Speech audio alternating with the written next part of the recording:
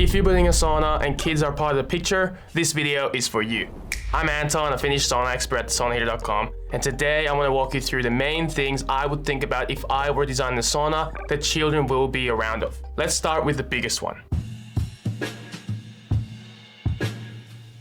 Heater protection and placement. The heater is the hottest and most dangerous object in the room, so this is the first thing I will get right. If a small child walks into a sauna, the heater is often the first thing they notice. It's warm, it's shiny, and it looks interesting. So the goal is simple. There should be always a physical barrier between the child and the hot surfaces. The barrier could be, for example, a factory heater guard, a bench integrated guard, or a custom wooden rail, or casing built around the whole unit. The exact style doesn't matter that much. What matters is the child can't just walk in straight into the heater, lean on it, or reach the hottest surfaces without something actually stopping them first. There are many heater brands though that sell their matching heater guards for their own models, and those are often the easiest option because they're simple and already designed around the heater's clearances. You can also make this look much cleaner by integrating the guard into the bench structure, and in a lot of family saunas, that is actually the nicest solution because it feels intentional instead of just, added afterwards. And of course, the heater choice also affects how easy this whole thing is. Some heaters have more exposed hot surfaces than others,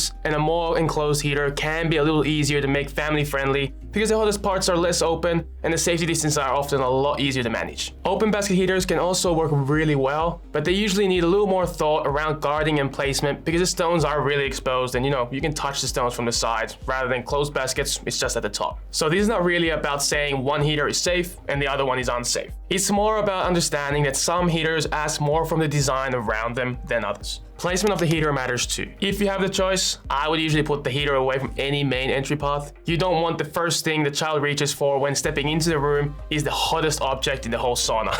The walking path should obviously feel simple and obvious. Door, step, bench, not door, heater, step. So, if you take one thing from this section, it's this. Don't rely on supervision alone. Building a barrier, it just makes everything easier. The second thing is the benches. Now this is important because I don't want any people to misunderstand this part. A proper sauna should still have proper bench heights. You still want the bathers high enough in the heat, and you don't want to solve family safety by building low benches and ruining the sauna. You just solve it by keeping the good bench layout and making it safer. In a proper 2-level sauna, the upper bench is high enough that a small child could fall from there. So if children are going to be going up there with you, I think it makes sense to add a simple rail on the open side of the foot bench. So like a high rail on the foot bench. These does not need to be some ugly big structure, don't get me wrong.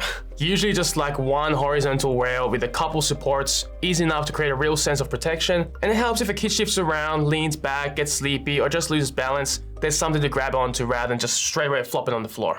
The next thing to think about is the gaps. Look at the space between the upper bench and the lower bench, and then the space below the lower bench. If these gaps are wide enough that a small child could slip through awkwardly, or get stuck, or fall through in a strange way, I would think about kind of closing it up now. This can be done with vertical slats, a more closed bench face, or just reducing some of the open space in the whole structure. Again, this is much easier to do while building a sauna than just afterwards when everything's finished. And there is also another benefit. A more thought out bench front can also make the sauna look a lot cleaner and more finished. So this is one of those details that can improve both safety and design at the same time.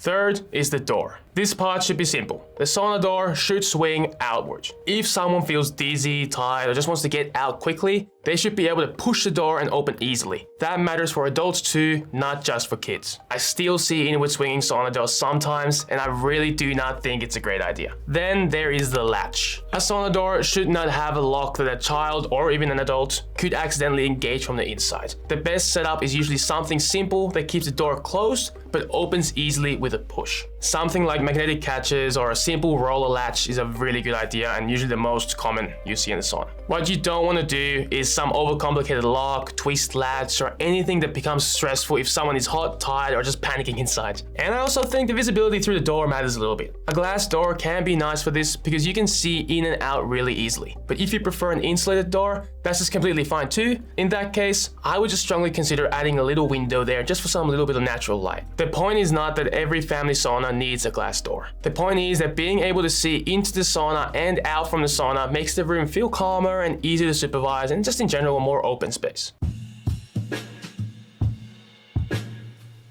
clear floor path and non-slip floor. The fourth thing is the floor and walking path. When the sauna is in real family use, the floor gets wet. People come in from the shower, from outside, from a cold plunge, or just normal bathing. And once the floor is wet, small mistakes matter more. The goal here is not complicated. The path from the door to the steps and benches should be short, clear, and free of any random stuff. That means no loose items on the floor, no awkward step around the heater, no little obstacles that seem harmless until someone slips. The room should just in general feel easy to move through even when people are wet and moving quickly. And then there's the surface of the floor itself. Of course, you want grip. If you use, for example, duck boards, they should sit solidly and not wobble around. And if you use tile or concrete, it should not be polished smooth. And if you use any mat or strips on the floor, it needs to be something that can actually handle the sauna heat and moisture, even though it's not that hot at the floor, but still, you just don't want anything off-gassing in there. The goal is simple.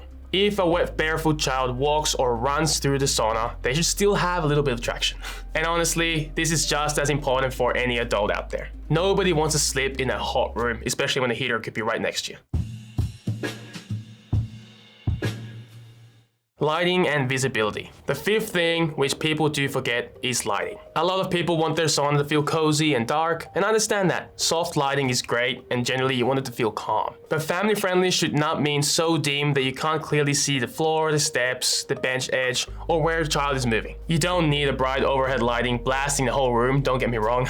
But you do need enough light to move safely in there. This is where the bench lighting, step lighting can help a lot. If the lower bench, the steps, and the walking path are gently lit, the sauna can still feel warm and calm without becoming hard to navigate. I also think visibility from outside the room matters. If there's a door, window, or some glass area, that can help a lot with family users because you can quickly see what's happening without opening the door every time to see, oh, there he is, or what they're doing out there. So when people ask me about family safe sauna design, I would not only think about barriers and railings. I would also think, can I clearly see the heater? Can I clearly see the steps? Or can I just in general see where I'm going? And if you say yes, then it's just in general, the room is safe to use.